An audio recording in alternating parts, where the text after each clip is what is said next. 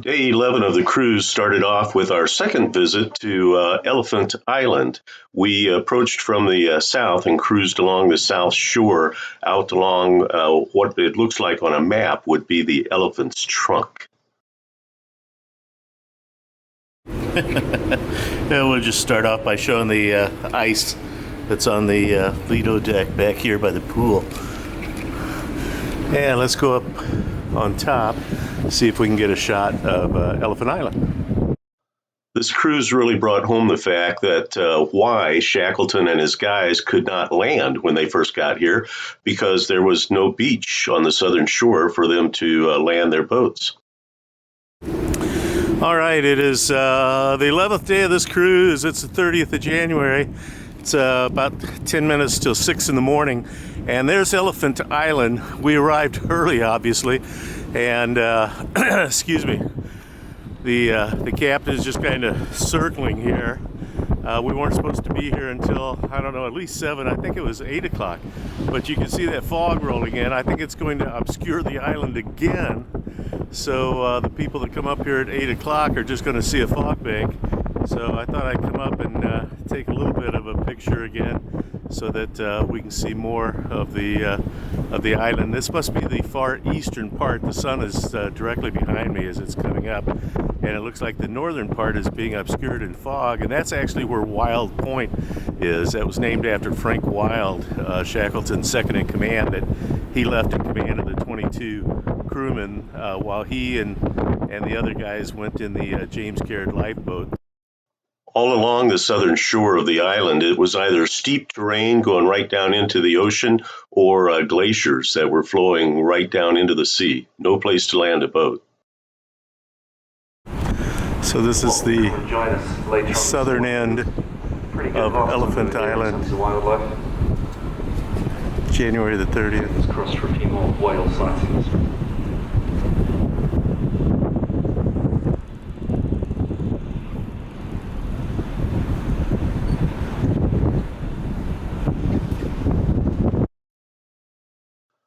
We were really hoping to get a look at Point Wild on the north shore of Elephant Island, but the fog got us again, so it just was not to be.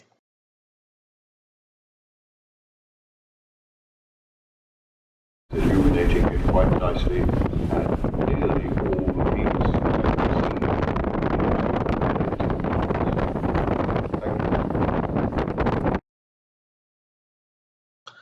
Point Wild was the place where Frank Wild, Shackleton's second in command, and 21 of the other crew members waited for rescue. So what they were just explaining, I'm trying to find a place out of the wind enough so that you can hear my voice. It's super windy right now. But this is the southern tip of the island, and we're about to start sailing around the trunk of Elephant Island. That's what's up ahead of us there.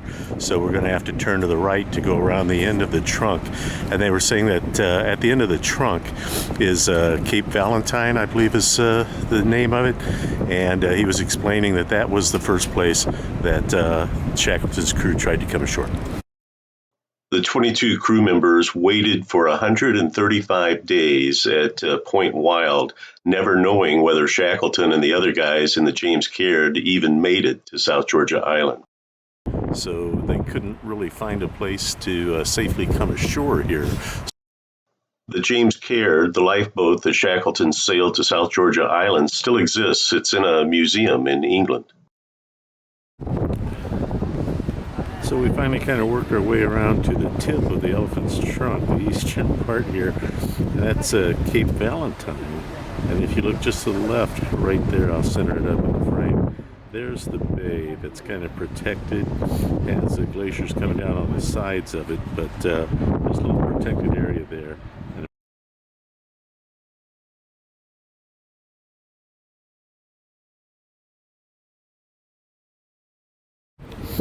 So this is the tip of Cape Valentine. This is the end of the elephant's trunk of Elephant Island, and that's Cape Valentine centered in the frame there.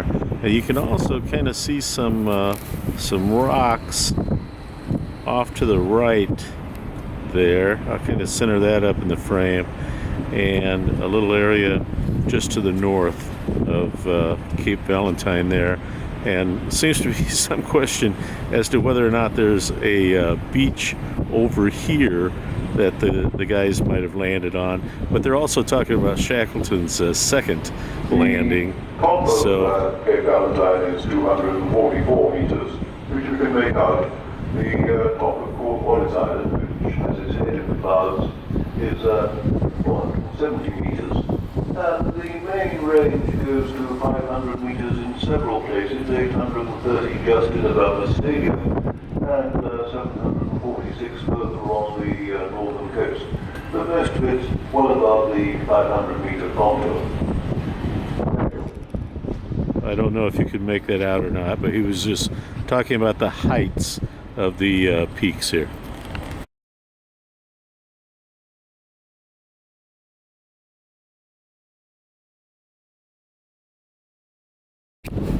Okay, let's see if we can get this in focus.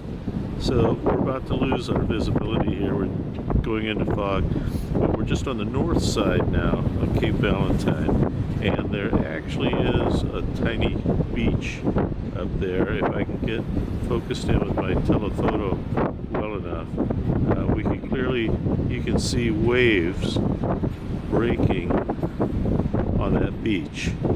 So I guess there's a chance that this is where they decided to put ashore for a short while until Frank Wild went exploring to the north and found the spot that they relocated to, which became Point Wild.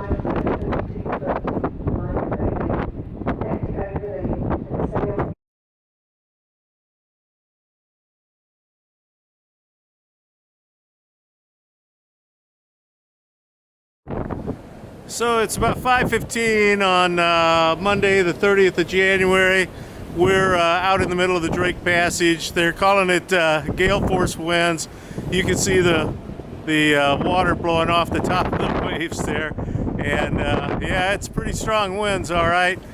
And from this perspective, I don't know if you can get how much the boat's moving. There you go, maybe pointing that way. You can kind of see. It has stabilizers that do a pretty good job of stabilizing the roll axis, but there's nothing to stabilize the longitudinal axis other than the exceptionally long length of the ship. So we're getting some pretty good up and down motion on the boat. But as far as the Drake Passage, I guess this isn't so bad.